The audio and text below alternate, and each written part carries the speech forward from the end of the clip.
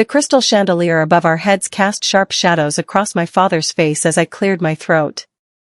My hands trembled slightly as I set down my wine glass, the soft clink drawing everyone's attention. Around the mahogany table sat my entire family, my parents, my older brother Marcus, my younger sister Victoria, and her fiancé Preston. They were mid-conversation about stock portfolios and vacation homes when I interrupted. "I have an announcement," I said, my voice steadier than I felt. My mother paused, her fork hovering over her plate. "What is it, Holly?" I took a deep breath. "I'm getting married." The table erupted in excitement. My sister squealed, already reaching for her phone. "Finally. Who's the lucky guy? Someone from the country club?" "His name is Jacob Ross," I said quietly. "He owns a small auto repair shop downtown." The excitement died instantly. My father's expression hardened.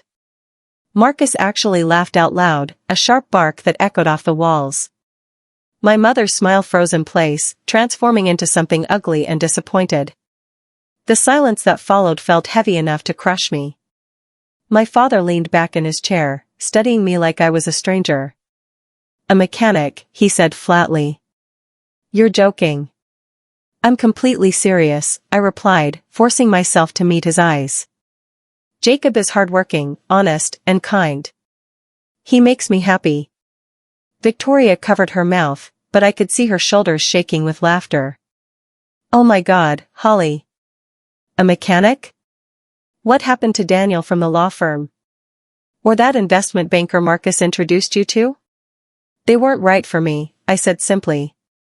Marcus shook his head, still grinning like this was the funniest thing he'd heard all year. "Let me get this straight. You have a degree from Stanford. You could marry anyone, literally anyone, and you choose some guy who changes oil for a living?" "He owns his business," I said, my voice rising despite my efforts to stay calm. "He built it from nothing." My father slammed his hand on the table, making the silverware jump. "Built from nothing is exactly where you'll end up if you marry him. Do you understand what you're throwing away? Your trust fund, your position in this family, everything we've worked to give you?" "I don't care about the money," I whispered. "Then you're a fool," he spat. My mother finally spoke, her voice cold and measured. "Holly, darling, I think you're confused. This is obviously some kind of rebellion phase. Why don't we take some time to think about this rationally?" "I've thought about it for months," I said. "I love him, and I'm going to marry him whether you approve or not." Preston, who had been silent until now, leaned forward with a smirk. "Does he even know how to wear a suit? I mean, will he show up to the wedding with grease under his fingernails?" Victoria giggled, and the sound felt like a knife between my ribs. These were the people who were supposed to love me unconditionally. Instead, they were mocking the man I loved simply because he worked with his hands instead of pushing papers in an office. "Jacob is twice the man any of you will ever be," I said, standing up so fast my chair scraped loudly against the floor. "He treats people with respect regardless of their bank account balance." My father stood too, his face red with anger. "If you marry this man, you're out. No trust fund, no inheritance, no family connections. You'll be on your own." I looked around the table one last time, memorizing their faces. My mother's disappointed frown. Marcus's condescending smirk. Victoria's barely contained laughter. These people had raised me, had taught me right from wrong, had supposedly loved me. But their love came with conditions I could no longer accept. "Then I guess I'm out," I said quietly. My mother gasped. "Holly, don't be dramatic." "I'm not being dramatic. I'm being honest. If your love for me depends on who I marry, then it's not love at all. It's control." I walked toward the door, my legs somehow still supporting me despite feeling like they might give out at any moment. Behind me, I heard Victoria whisper loudly to Preston, "She'll be back in 6 months when reality hits." Marcus called out, "Good luck paying rent on a mechanic's salary." My father's voice boomed across the room, final and absolute. "When this falls apart, and it will, don't come crying to us. You made your choice. I paused at the doorway, my hand on the frame. You're right. I did make my choice. And I choose love over money. I choose partnership over prestige. I choose Jacob. The door closed behind me with a soft click that felt like the end of everything I'd ever known. I stood in the driveway for a moment, looking up at the massive house where I'd grown up. Every window glowed warm with expensive lighting. The gardens were perfectly manicured. The fountain in the center of the circular driveway bubbled softly. It was beautiful and cold and empty. My phone buzzed. Jacob, how did it go? I wiped my eyes and called him. He answered on the first ring. That bad? He asked gently. Worse, I admitted, my voice breaking. My father disowned me. They all think I'm making the biggest mistake of my life. There was a pause, then Jacob said, Do you think that?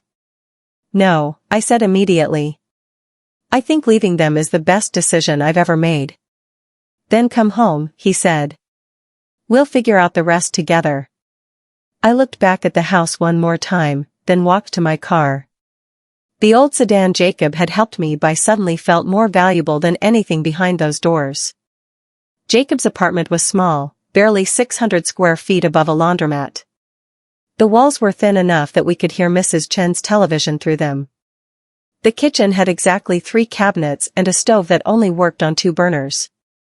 The shower ran cold if you used it for more than 10 minutes.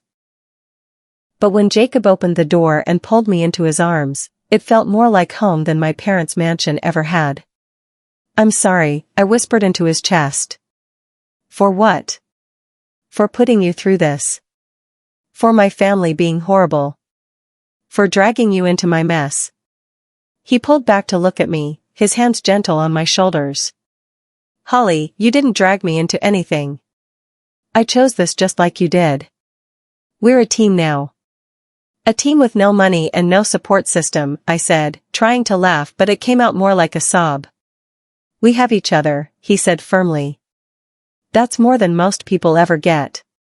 We sat on his worn couch, my head on his shoulder, and talked until dawn about our future.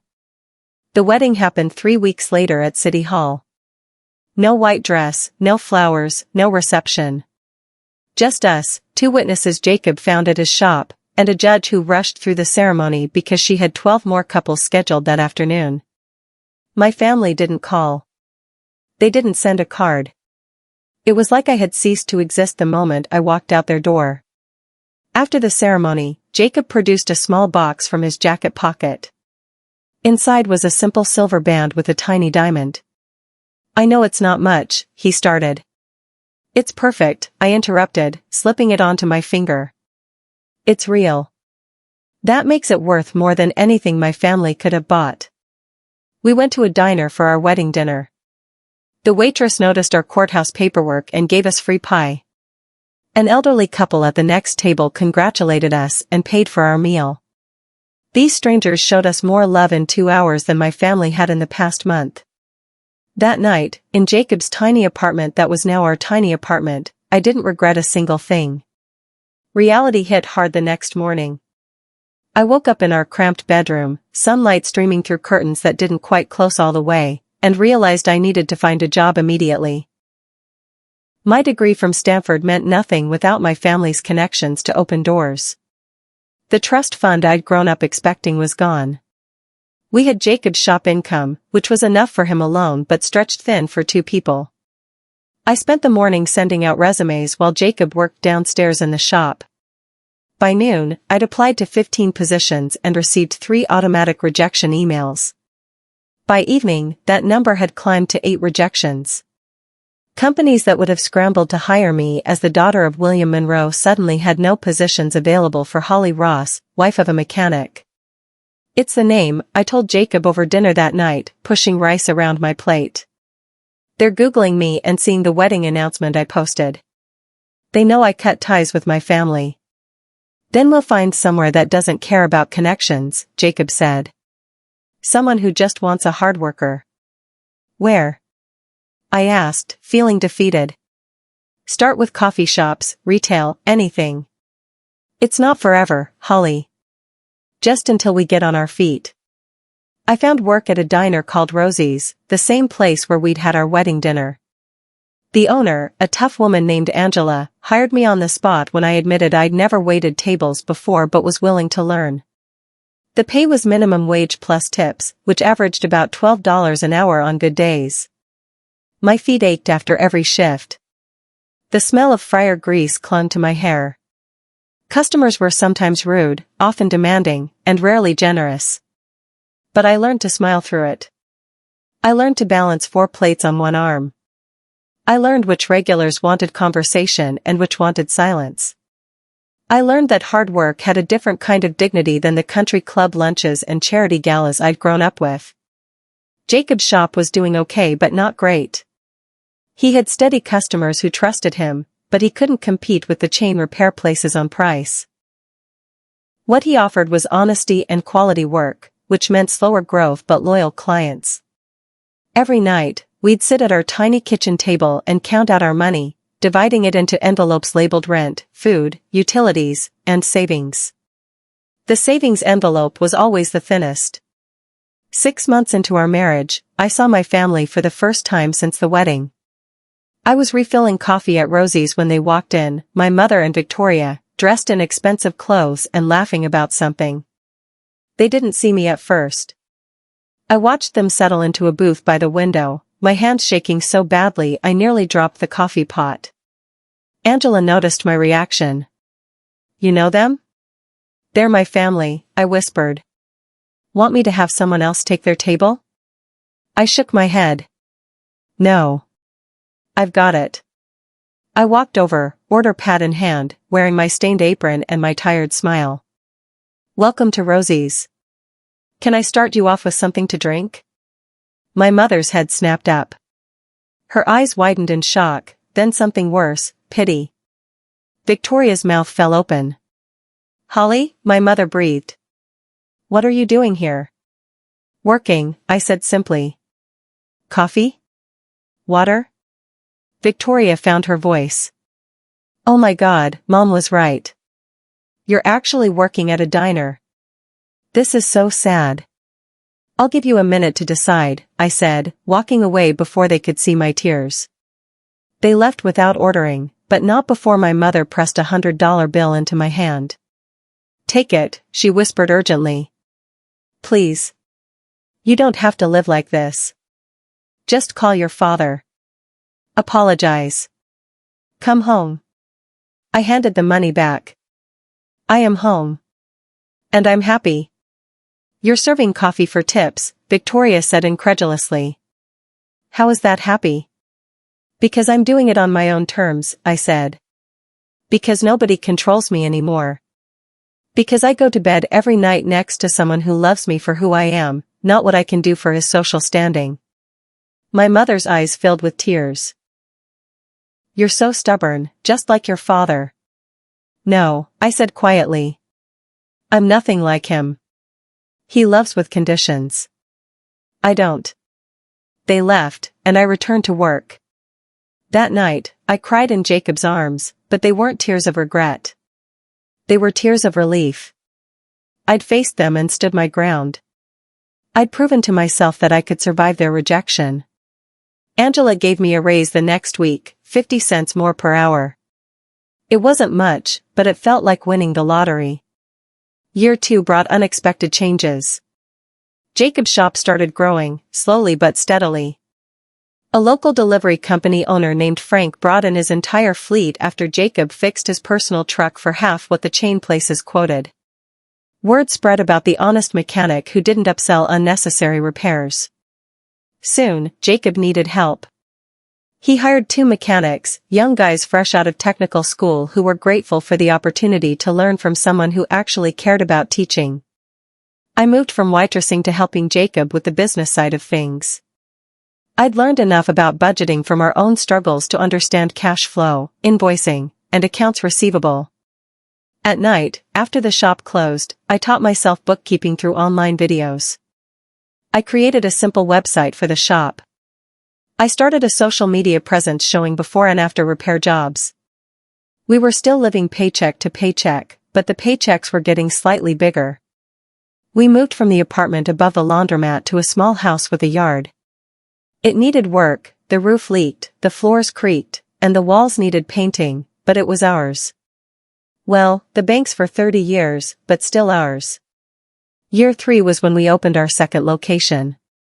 A shop across town was closing, and the owner offered to sell Jacob his equipment and lease at a reasonable price. We maxed out our credit cards and took out a small business loan that terrified me every time I thought about it. But Jacob's reputation had grown strong enough that customers followed him. Both locations stayed busy. I hired an actual bookkeeper and moved into a role managing marketing and customer relations. I wasn't just the mechanic's wife anymore. I was the business manager, the face of customer service, the person who made sure bills got paid and employees got their checks on time. My phone rang one evening. An unknown number. I almost didn't answer. Holly? It's Marcus. My brother's voice sounded strange, smaller somehow. What do you want? I asked. I heard about your shops. Plural. Someone at the club mentioned that the Ross Auto places were connected to you. Is that true? Yes. A pause. That's impressive. I didn't know what to say to that. My brother had never complimented me in my entire life. Look, I know things ended badly, he continued.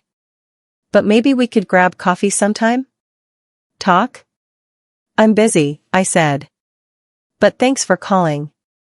I hung up before he could respond. Jacob raised an eyebrow. Your family? Yeah.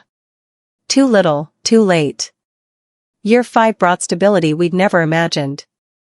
4 locations now, 23 employees, and a reputation that had spread throughout the entire city.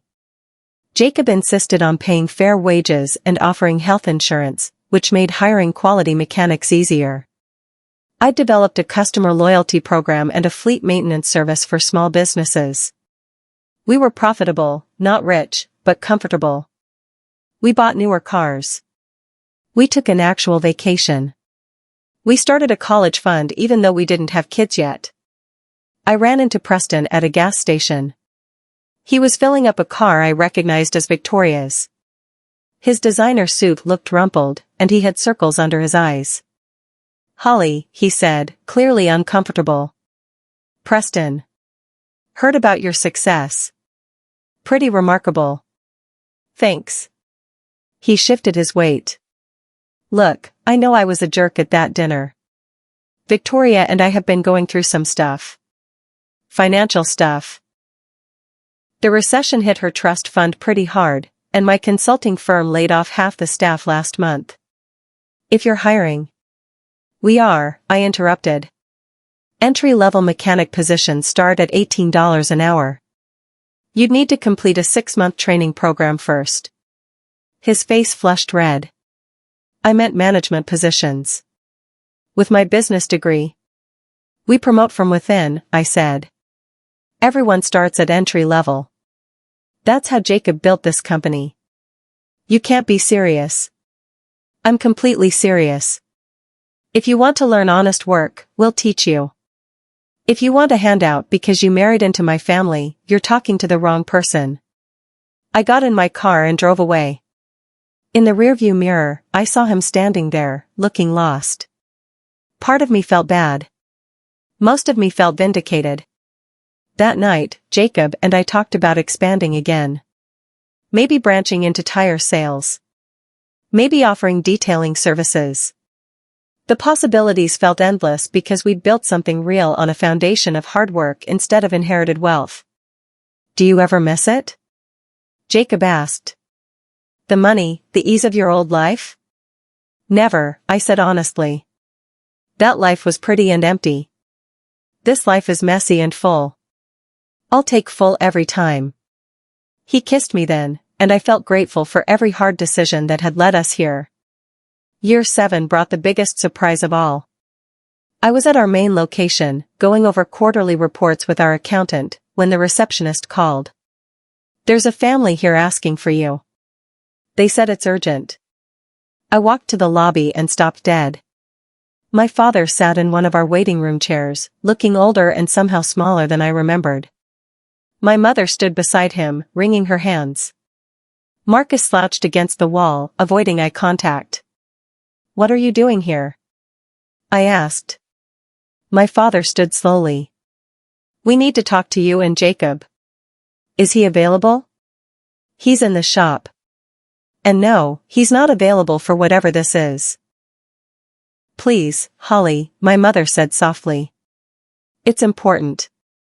Something in her voice made me pause. This wasn't the commanding woman who'd dismissed my marriage.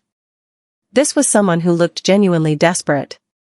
Against my better judgment, I led them to our small conference room and called Jacob. He came in wiping grease from his hands, his expression carefully neutral when he saw who was waiting. "Mr. Monroe." "Mrs. Monroe." "Marcus." My father looked at Jacob for a long moment. "You've built something impressive here." "We built it together," Jacob corrected, taking my hand. "Yes, well," my father cleared his throat. "That's actually why we're here. Monroe Construction is struggling. Bad investments, some lawsuits over shoddy work, the economy. We've had to let most of our staff go." The room fell silent. I stared at my father, trying to process what he was saying. Marcus spoke up, his voice lacking its usual arrogance. "Dad's filed for bankruptcy. We're losing the house. I lost my position at the firm 6 months ago. Nobody's hiring. And you're here because..." I trailed off, already knowing but needing to hear them say it. My mother's voice broke. "We're here to ask if you're hiring. Any positions. We're not too proud to start at the bottom anymore. We just need work." The irony wasn't lost on anyone in the room. These were the same people who'd laughed at Jacob's honest work. Who'd disowned me for choosing him. Who'd called me foolish for walking away from their money. Now they sat in our conference room, begging for the kind of jobs they'd once mocked. Jacob squeezed my hand gently, leaving the decision to me. I looked at each of them, these people who'd raised me and then rejected me. Part of me wanted to throw their cruelty back in their faces. The bigger part of me remembered what Jacob had taught me about grace. "We are hiring," I said slowly.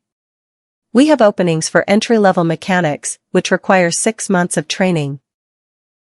Starting pay is $18 an hour. We offer health insurance after 90 days. No special treatment, no shortcuts. You'd work the same hours and follow the same rules as everyone else." My father's jaw tightened. I could see him struggling with his pride. "Entry level?" "That's what's available," Jacob said firmly. "Holly and I started from nothing. Every person who works here has earned their position. If that's not acceptable, there's no shame in looking elsewhere." Marcus let out a bitter laugh. "We've been looking elsewhere for months. Nobody wants to hire a Monroe anymore. Our name is poison in this city." My mother touched my arm. "Please, Holly. I know we don't deserve your help. I know we were awful to you. But we're desperate." I pulled my arm away gently. "Did you know that after you saw me at Rosie's, I cried for 3 days? Not because I was ashamed of waiting tables, but because you made me feel like my worth was tied to my job title. Do you have any idea how much that hurt?" "I'm sorry," my mother whispered. "We were wrong. About everything."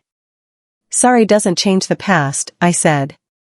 "But maybe it can change the future.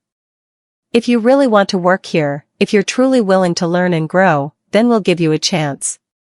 But the moment you look down on our other employees, the moment you act entitled, you're gone. This is Jacob's shop. His rules. His culture. Understood?" My father nodded stiffly. "Understood. Training starts Monday at 7 a.m. Don't be late. Wear clothes you don't mind getting dirty. And be ready to work harder than you've ever worked in your lives."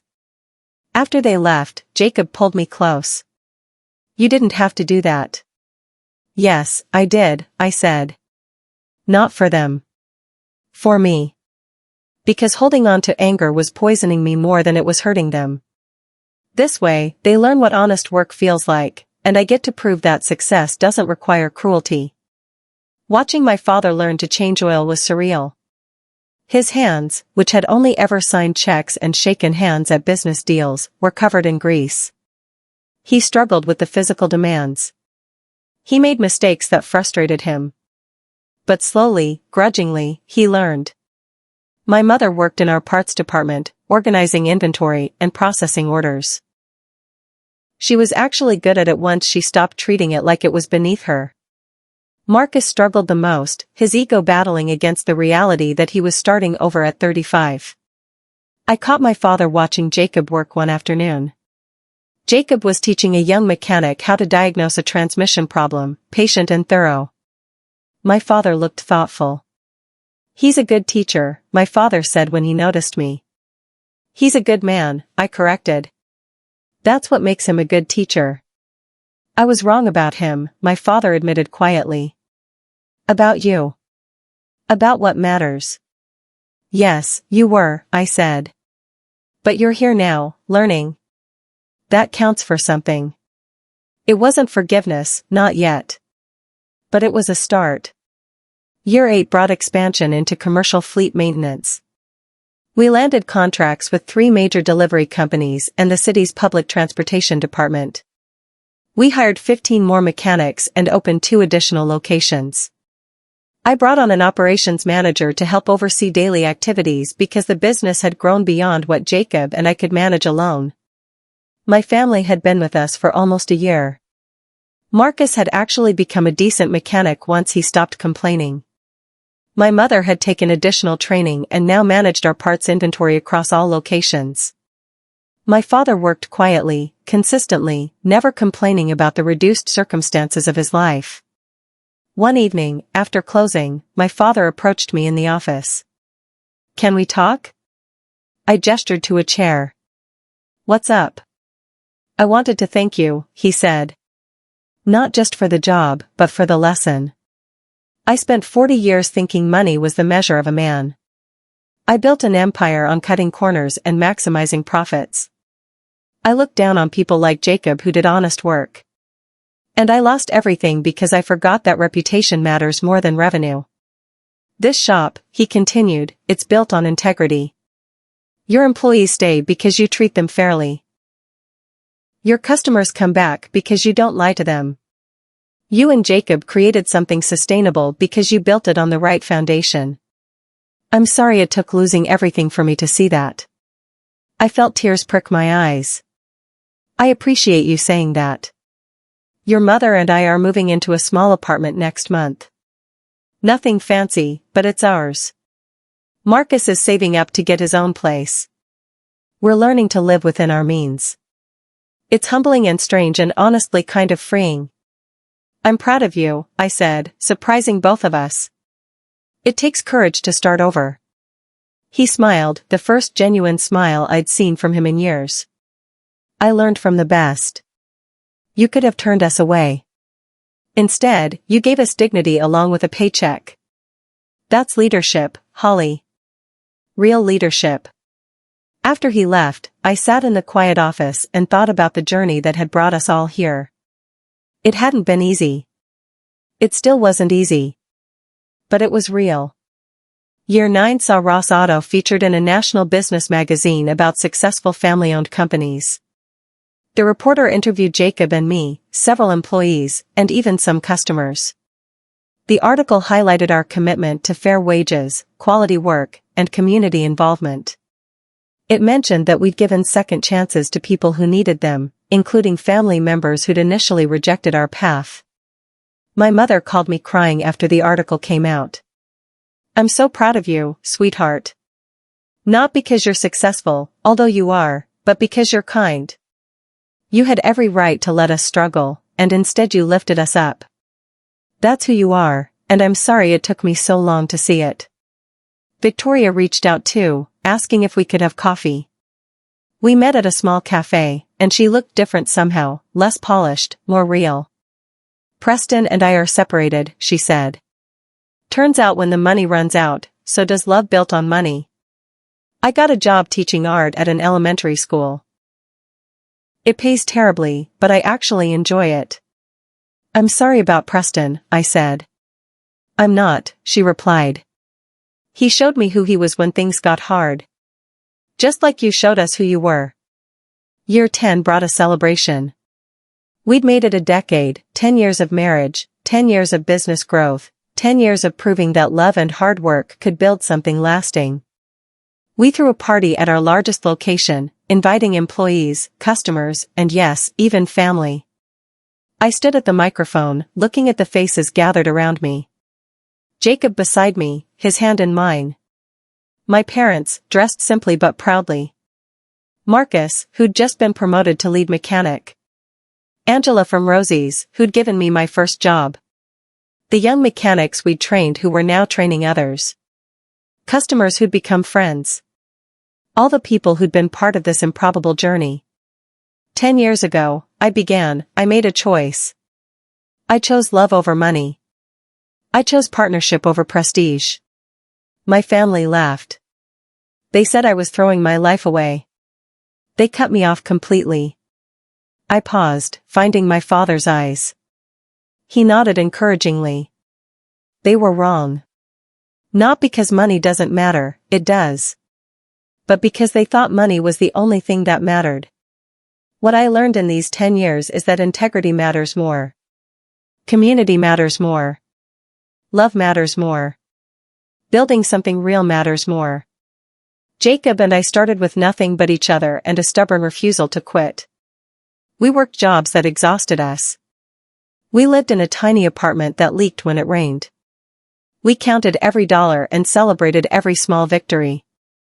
And slowly, we built this. I gestured around the shop, at the business we'd created from scratch. But the best part isn't the success. It's the people who helped us get here. It's the employees who became family. It's the customers who trusted us. It's even the family members who came back, humbled and changed, willing to learn what honest work really means. My father stood up, starting to applaud. Others joined him until the whole room filled with sound. Jacob took the microphone. Holly's family laughed when she married a poor mechanic. I hope they're laughing now, not at us, but with us. Because we proved that the American dream isn't about starting with money. It's about ending with dignity. It's about building something that matters. It's about treating people right and working hard and never giving up, even when everyone says you should. We cut a cake. We toasted with cheap champagne.